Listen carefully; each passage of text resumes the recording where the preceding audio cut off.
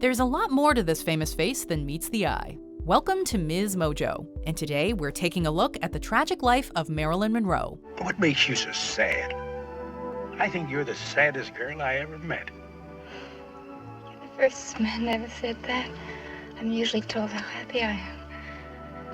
That's because you make a man feel happy. For this video, we're examining the history of Hollywood's most famous starlet, whose life was over much too soon. Just one of those things. Go on, tell me some more.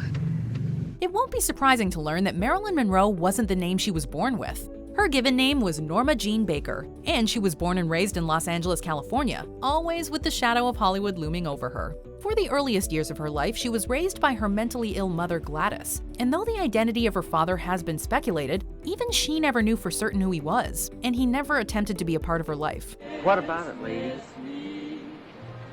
Better not. By all accounts, Monroe's time spent with her mother was not happy, and when Gladys had a breakdown and received a diagnosis of paranoid schizophrenia, a condition that was poorly understood in the 1930s, Monroe was taken into foster care. She spent the next 10 years of her life shuffled around various foster homes and families, and became incredibly shy after she was abused by her caregivers. Aged 16, she married a sailor and became a housewife, never finishing high school. It was during the Second World War that Monroe got her big break. As part of the war effort, she went to work at a factory and met a photographer, David Conover, who was taking morale-boosting pictures of women at work. After this, she began doing modeling work and was signed to an agency, dyeing her hair blonde and changing her name to Marilyn Monroe to be more appealing. Oh, do you feel the breeze from the subway? Isn't it delicious?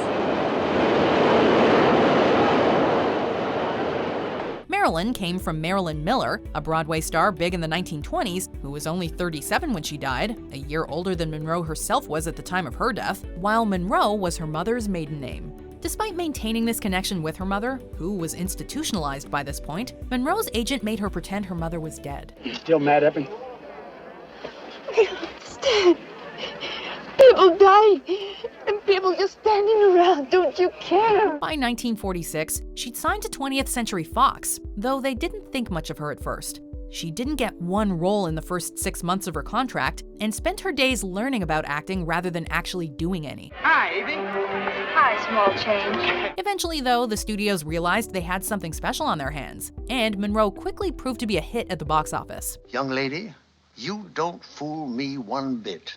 I'm not trying to, but I bet I could. 6 years of hard work later, she'd built up to receiving top billing, starring alongside Jane Russell in the classic Gentlemen Prefer Blondes, which, along with their other starring roles, earned both of them stars on the Hollywood Walk of Fame. A kiss on the hand may be quite continental, but diamonds are a girl's best friend.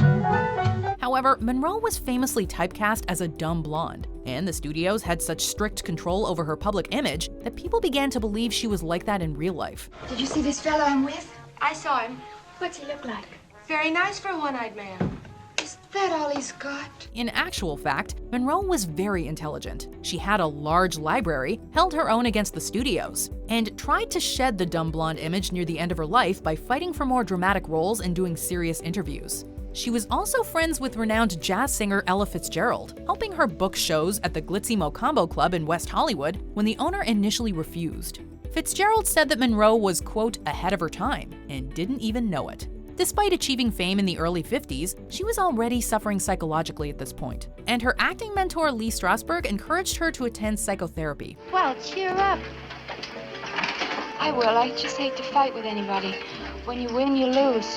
She had many existing mental health problems like depression and anxiety, intensified by the life of a movie star and the pressure she was under. These problems were made worse by substance abuse issues. I don't want you to think I'm a drinker. I can stop anytime I want to, only I don't want to, especially when I'm blue.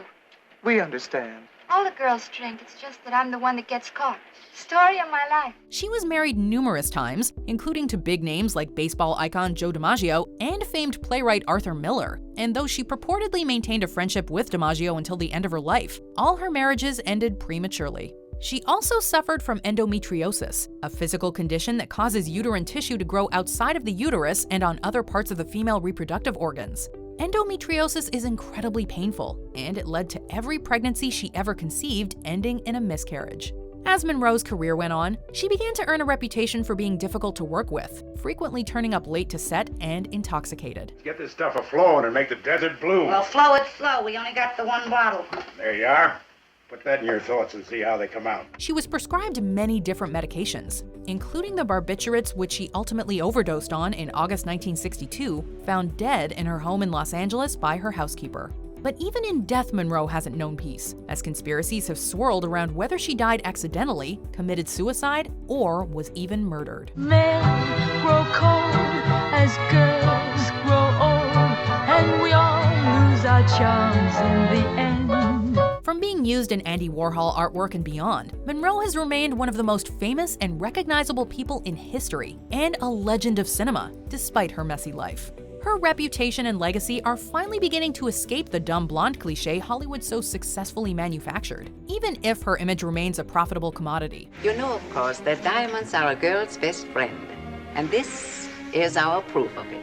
Before we continue, be sure to subscribe to our channel and ring the bell to get notified about our latest videos. You have the option to be notified for occasional videos or all of them. If you're on your phone, make sure you go into your settings and switch on notifications. Hugh Hefner was interred next to Monroe after his death in 2017, despite the fact that in 1953, the very first issue of Playboy published nude photos of Monroe from her modeling years without her permission. And X-rays of Monroe have also been sold at auction, with many news outlets publishing them and running with the story that they prove she had plastic surgery. You hear about Marilyn? Poor thing. It's very upsetting. Can't say I'm surprised. A few things I know about her. You just don't imagine her ever being alone. She was so famous. Some people just hide in plain sight. Despite the sad story of her life and death, she was nonetheless a world-famous actress who performed admirably in beloved and iconic movies, and continues to inspire. Check out this other recent clip from MsMojo, and be sure to subscribe and ring the bell to be notified about our latest videos.